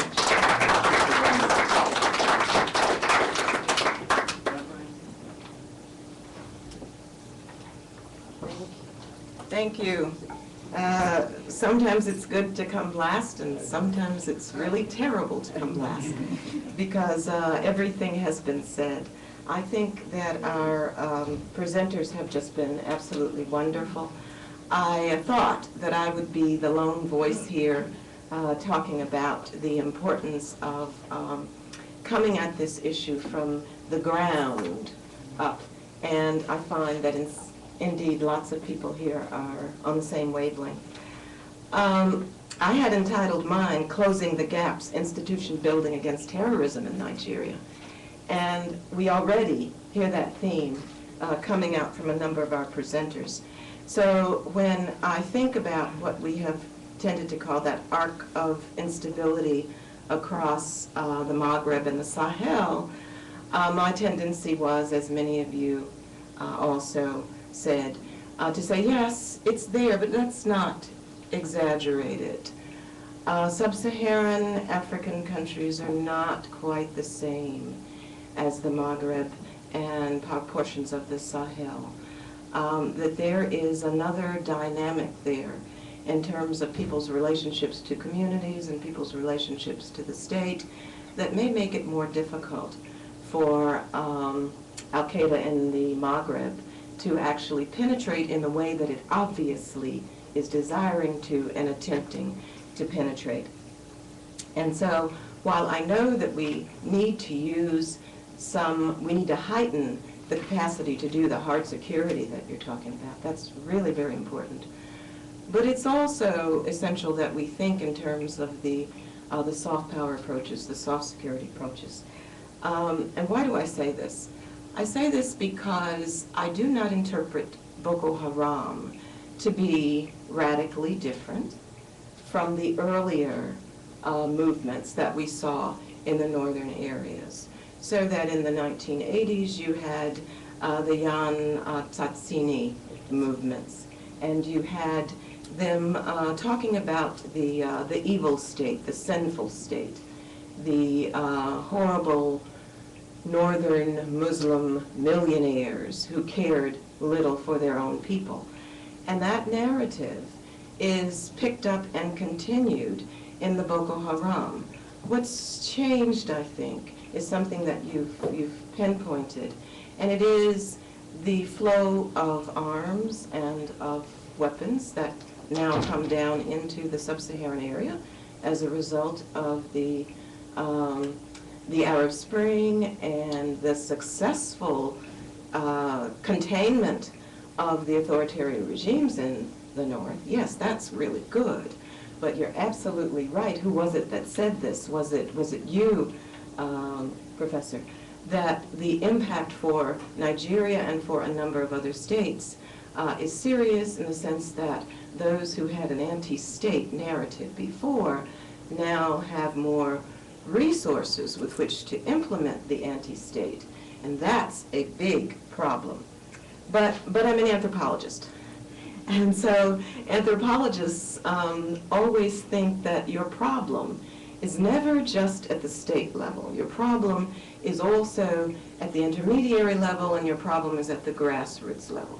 And so I'm going to fall back on one of my mentors here, Clifford Geertz, an anthropologist, who at Princeton, at the international, at the studies in Princeton there, one of the things he did was to come out with this book called Interpretations of Culture. One of the chapters in that book was focused on what he called the integrative revolution, the primordial sentiments and the politics in new societies. That was really critical, because what he says is that these young states like Nigeria do indeed have a problem of identity groups that have not seen themselves as connected to each other in the past, even though they were connected in interesting economic, trading, whatever ways. And the building of a new state requires something that is going to give them a means and give them a mechanism and give them a narrative on why it is they should work together. And so he talked about what he called the domestication of these primordial sentiments. How are you going to pull these people together in a way that helps them to understand that their interests are really served by working with each other? Institution building he was on, and of course that's something we are all talking about now. The necessity to build the kinds of institutions within Nigeria that have not been there before for the reasons that you all gave, that military governance did not contribute to the construction of these kinds of coherent governance institutions or institutions of civil society that can have this kind of a dialogue with your state institutions. And so the real challenge, I think, is for us to figure out how we can work with Nigeria in doing some of the things I hear them saying that Goodluck Jonathan and others want to do, which is to push down this kind of institution building and dialogue so that you build the connections that need to be built. I'm going to take us backward in order to move forward and say that Boko Haram is picking up on something significant but marginal in these northern areas. Jennifer and I and many others were there in 2003 for something that was called a Dialogue on Islam. And it was sponsored by the Kano Emirate and the American Embassy. It pulled together these people from the Kano Emirate, from scholars from the northern universities, us from NGOs and academic institutions in the U.S. And this was in 2003 before our invasion of Iraq. And the goal was to really see what 9/11 meant to the Nigerians. And we found some very interesting things, because what they were saying was, we are not the radicals that are north of us. We are moderates. But we're looking out at the language of the street, and they were talking about the Yandatsini and the others. We're looking out there. And the language of that street is a harsher language. It is a language that is very critical of what the U.S. has done, and what we, the state, have done. And if you invade Iraq, that language is going to shift. And while it's never going to be, the al-Qa'ida language, it is going to become a dangerous language that can be exploited. I thought that was a really amazing set of insights for us. And of course, we are invaded, and of course, the language shifted, and of course, it gave new opportunities for Boko Haram. And, but there are limits to that, because ordinary folk in the communities, on the streets, are not backing. I think both Muslims and Christians, North and South, share this sentiment, which is against what Boko Haram stands for. And so one of the things we have to deal with is their perception that we have never favored Muslims, we the United States, have never favored Muslims, but we the United States have always been interested in Southern Christians, that we the United States are only interested in oil, that we the United States will only move in to assist the kinds of strategies in the Niger Delta that were effective in limiting that crisis so that the pumping of oil would proceed without difficulty. There is that narrative there. And the question is, what is Nigeria going to do about that narrative? What are we going to do about that narrative? I think there were opportunities that were lost in 2007 with the execution of the leader of Boko Haram, when the military moved in a dramatic way, and opportunities were lost again in 2009 when we moved in the dramatic way. And the question is, what can be done now? I think that one of the things that needs to be done now is to help build up the institutional capacity, Nigeria's institutional capacity, to deal on a multi-level, in a multi-level way, with groups of Nigerians, communities across Nigeria, so that you build an alternative narrative, which is that, yes, we, the state, are interested in the absence of education in your communities. We're interested in the absence of medical facilities. We're interested in having a dialogue with you about how it is we can go about doing some of that, so that it's not coming from above. It's actually taking place, I call it governing collaboratively, that it's happening also from the bottom up. Nigerian civil society is enormously capable.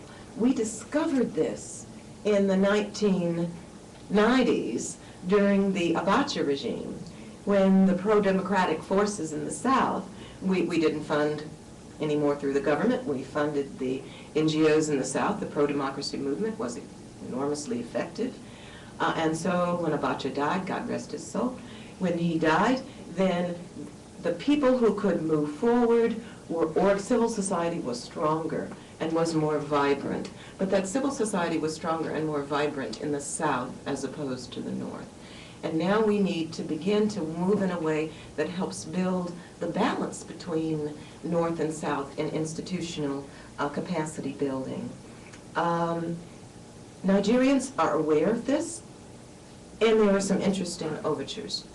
One of the things that is happening at Georgetown University is that the Nigeria Governors Forum came to us about 2 years ago and said, these are the governors of all the 36 states, and said, you know, we really need to know more about how it is we can govern effectively, how it is we can begin to build the kinds of structures that enable us to interact with our public, interact with civil servants, address issues that are arising. And so we got started with them, planned a set of training series that would happen once in Washington and once out there.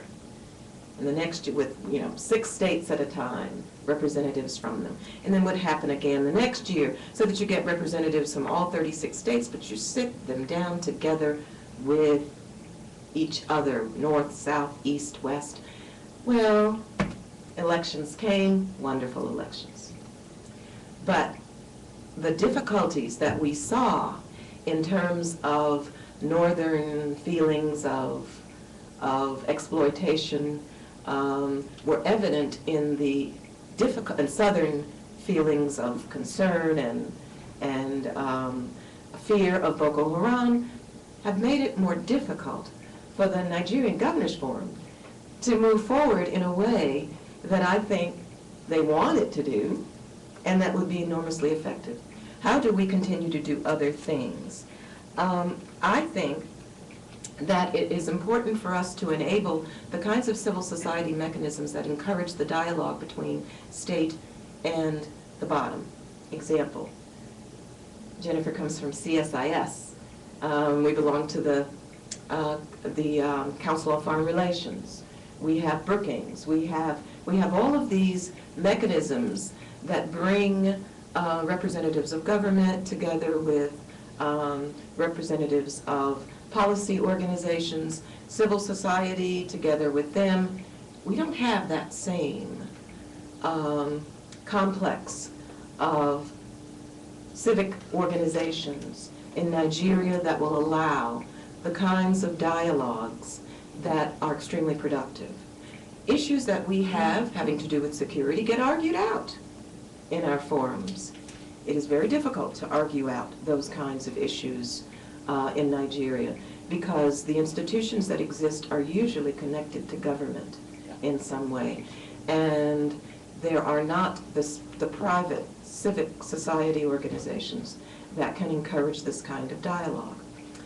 Nor have we, I'm thinking in terms of our binational commission, nor have we tended to think in ways that would encourage the building up of this kind of institutional strength that helps you bring hard security and soft security together in informed ways. And until we do that, I think we will continue to have a problem. I don't know that AFRICOM is the institution through which this should happen. It hasn't yet, although AFRICOM is sensitive to the needs, but AFRICOM has this problem of not bringing humanitarian and military together in ways that preempt what other institutions can and should do. And on the African side, there is deep sensitivity to that as well. So I'm also searching for which venues can be used. I think that at this point, it has to be a conversation between our government, not just the U.S., the UK, Canada, our government and Nigeria, about how we can assist them in the kind of institution building that will enable the dialogues that cut through the narrative that Boko Haram is using rather successfully, even though that narrative is opposed by the majority of Nigerians. Thank you.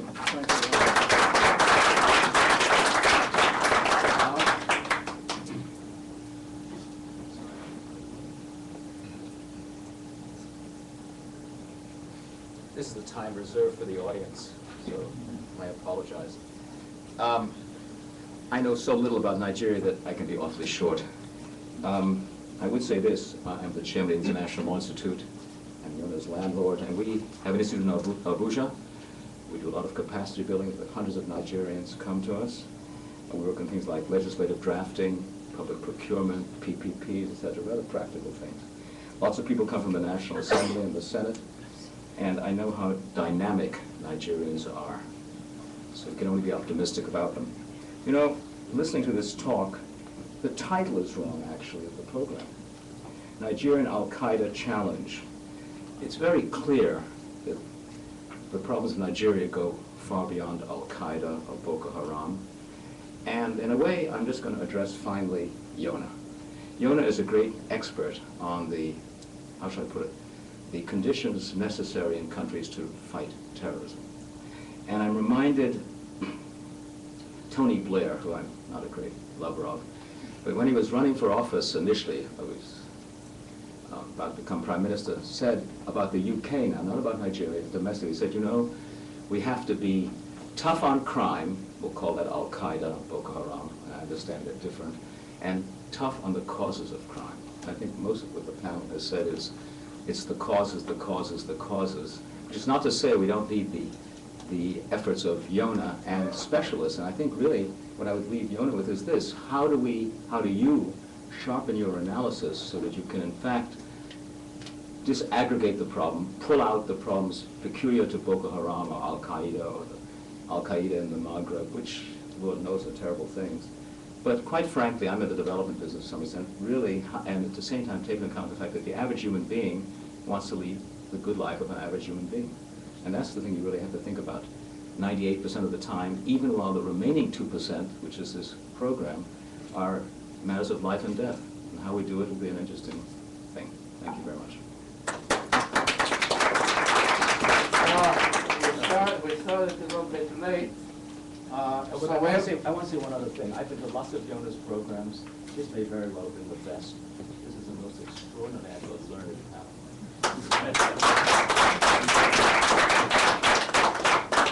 Well, you know, I'm sure that all these discussions triggered a lot of ideas, and obviously we cannot deal down with responses if we don't understand what are some of the root causes, whether they're sociological, political, economic, and so on and so forth. But the reality is that if you look at the Arab Spring implications, and some of the speakers refer to it in terms of the weapons that became accessible, and weapon skill, as we know.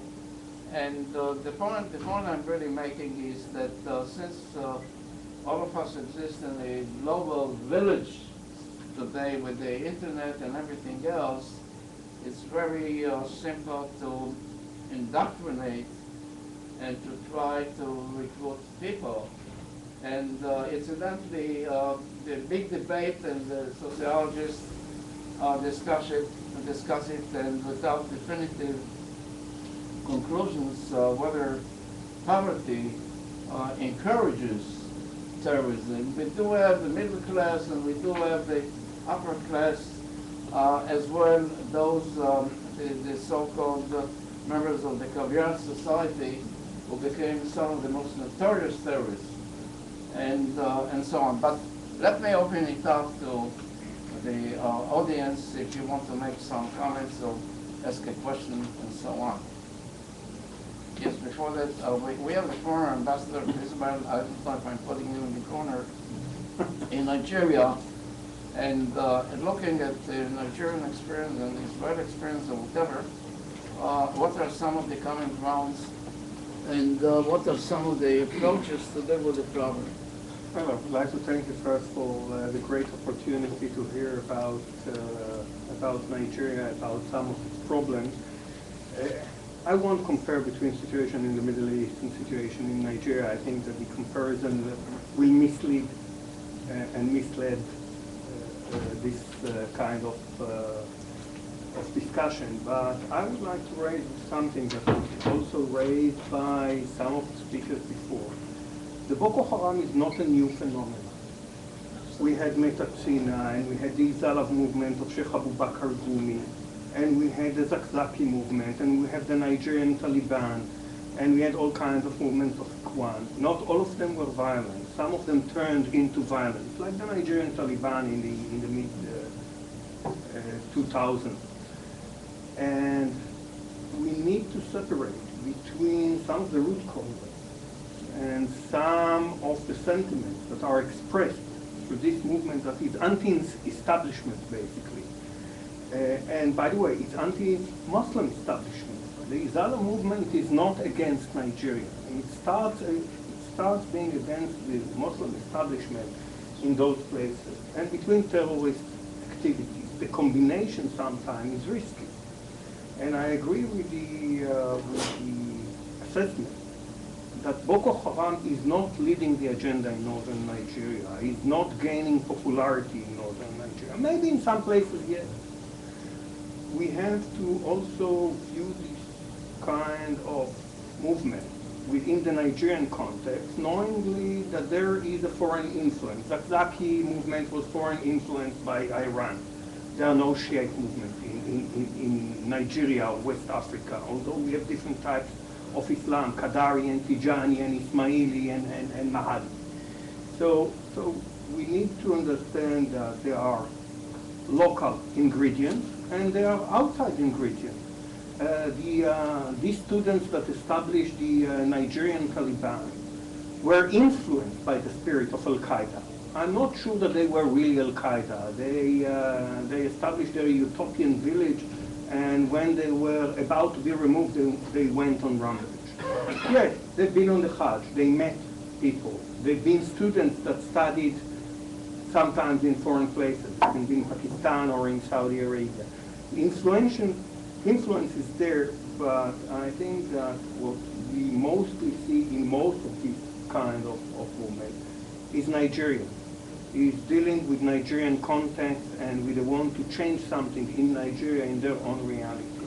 And the foreign influence is important, and that leads to the exact context that we see sometime of terrorism. Most of the activities of all these movements through the years were not against foreign targets. If you want to see somebody that was targeting foreign targets, it was in the southern of Nigeria.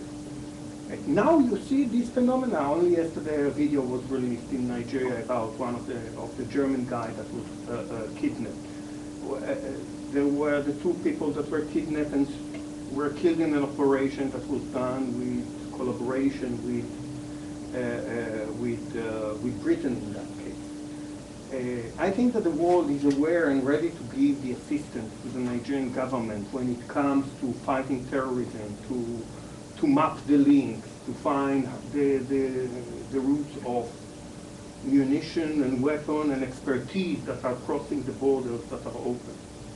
But most of these issues are local issues and have to be dealt locally. Institution building, changing narratives. There was a narrative, a Nigerian narrative, I always find it beautiful, about unity through diversity. Nigeria is a huge, it's a fragile giant of Africa, but I think that when you take the centrifugal forces in this society and compare them with the consolidating forces, you see that this society basically has a lot of hope.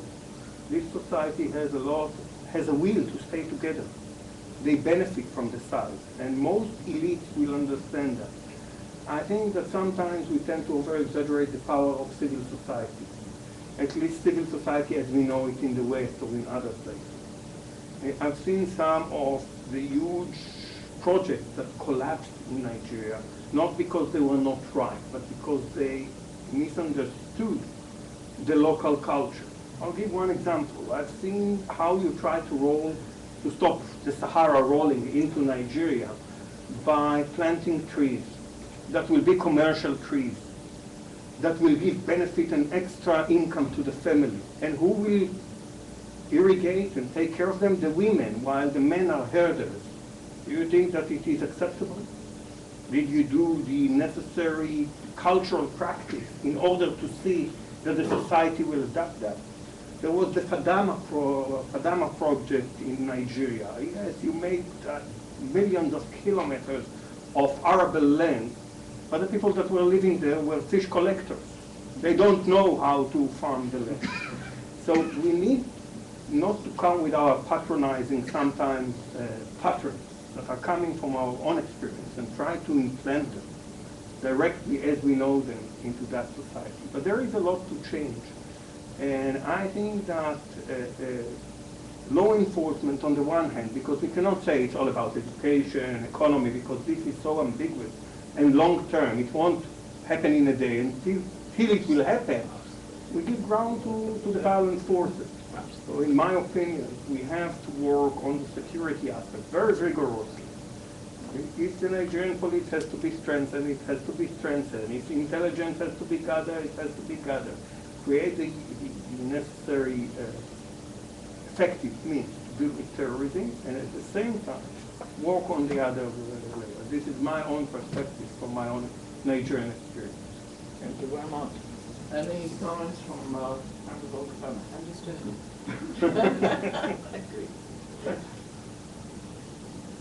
Anyone in the audience? Yes, please.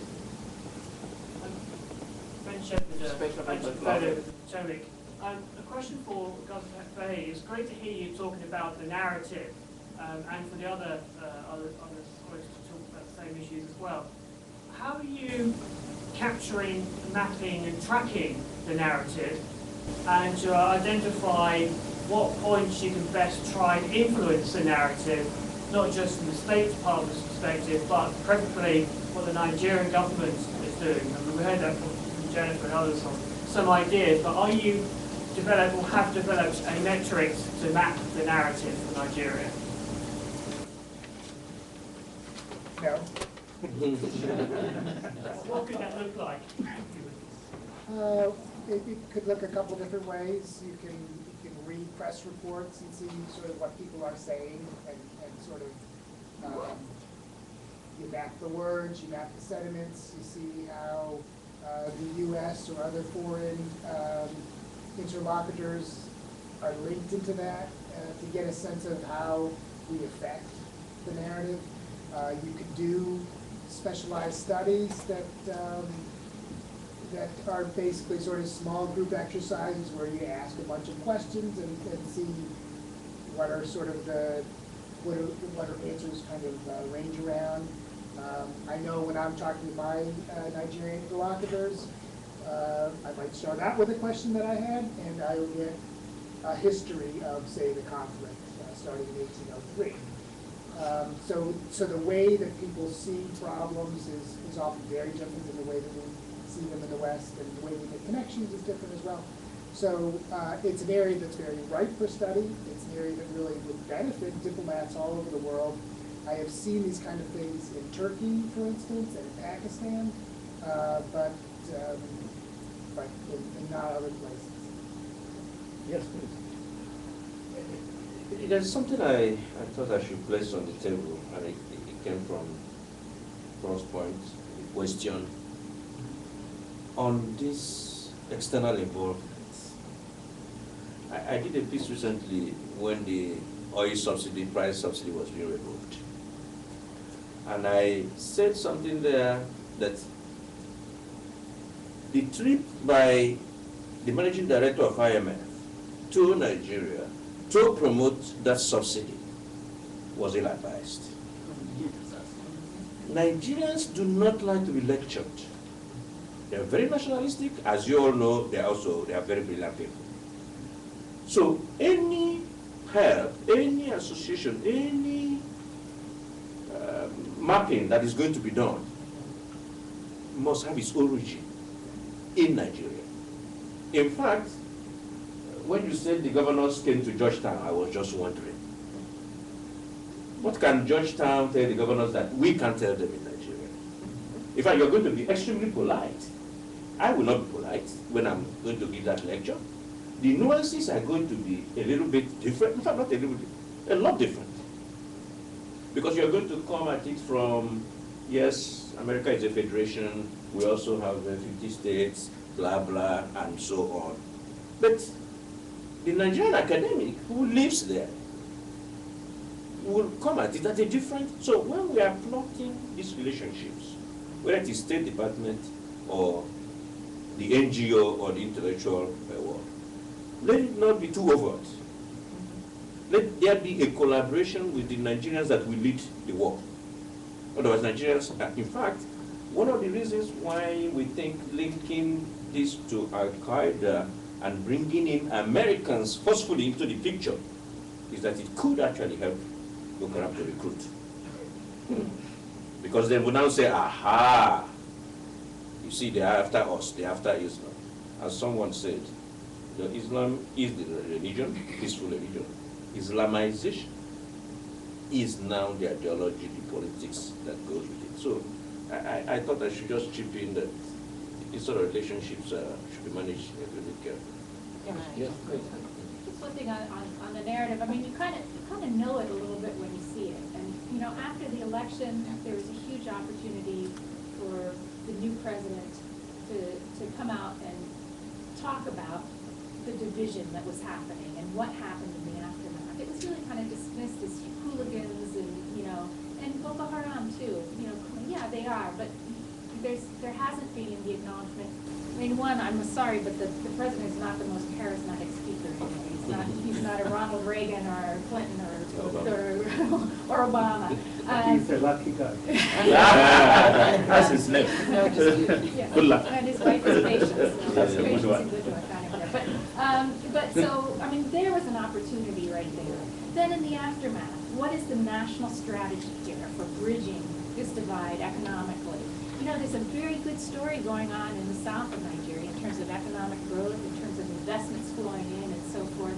So how do you take that and say, look, this is going to be a national program? And there, as I said, there are things that he's doing, chipping away on the rice imports and the, opening up the mining. Some of the state governments are doing, but how do you build this into a national narrative? I wouldn't totally dismiss the role of civil society. Look at the reaction to the fuel subsidy, for example, and the unions came out, and it was a nationwide movement to say, not just don't remove this fuel subsidies, like let's look into where the money has been going and the kind of a national push against corruption. And I think that was important. That kind of national platform that kind of cut across North and South too in an important way. So how do you do that? I mean, I know there's been talk of a national dialogue, for example. I think the administration has kind of dismissed it. I don't know what you all think, but national dialogues often just turn into, but maybe there's mechanisms you can begin to build. I just want to add that one of the striking things about Nigeria when we talk about the narrative is our capacity to be brutally frank with ourselves. A lot of the things, I tend to agree with Sebastian. A lot of the things you do here, try to do mapping and all those, these are things you hear openly, they are there, the press and the Nigerians say it and all those. So it's just a question of galvanizing consensus on that. And really when the chips are down, that's the other thing about Nigeria. Sometimes we appear very strange. When the chips are down, we will come to the table and begin to take the bull by the horn. And as we are speaking now, I'm telling you, quite a number of groups engage in all sorts of dialogues. Along the lines we've been talking about, they are quietly but surely moving in that direction, because to a large extent now there is a consensus now what in Nigeria that what is happening is definitely not good for the country, not good for the region, not good for our image. And then there is a consensus also that we really need to move out of the brink. Is a reality, and there is no two way about it. And I believe when we were in Nigeria, you could see that, these are things, so we shouldn't be too apprehensive about this narrative. It plays down so openly. Thank you. I would agree. I think that when I talked about Georgetown, it definitely wasn't that we're going to teach you law. It was that it was going to provide a forum within which Nigerians can also come to say the kinds of things that need to be said.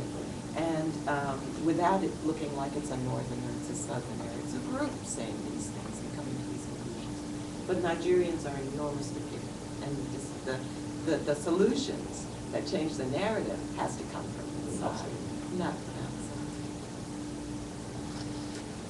Yes, sir. I know everybody's trying to leave. I just, Mike Bagley from the Bagley Group. We do economic development in emerging markets. But first of all, this has been a fantastic panel. Thank you very much to, at least on behalf of the audience, speaking for myself for sure. Jennifer mentioned economic development. My question actually goes to Gus and to Ambassador Zango.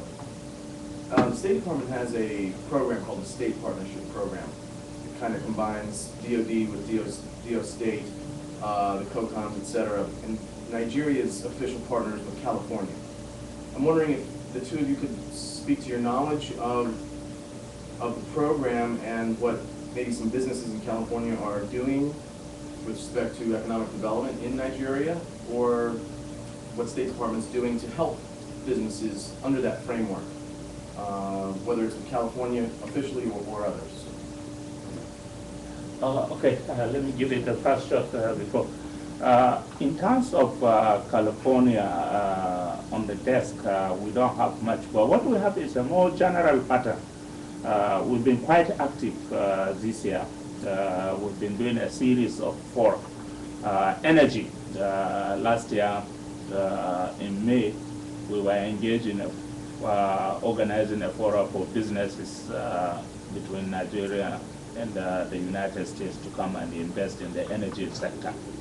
And Exim Bank has come in with financing, and our central bank came in, and quite a number of companies are interested. And only last couple of weeks, Assistant Secretary of State John Castle led a delegation of businessmen on the energy sector in Nigeria, and quite a number of negotiations and deals have been struck, and they are working on that. In between 9th and 10th of April, we will be engaged in another forum on agriculture this time. We're expecting almost 50 companies from Nigeria coming to meet with their counterparts in the United States. So it's not just a question about the state, and this we are doing jointly with the Corporate Council on Africa. The State Department has endorsed this office. We're also doing quite a lot with the Department of Energy on several aspects in terms of cooperation with energy.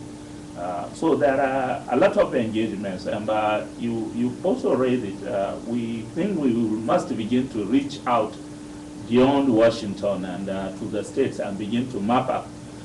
In the past, we do have, like I know when I was in Moscow, we do have partnership between states.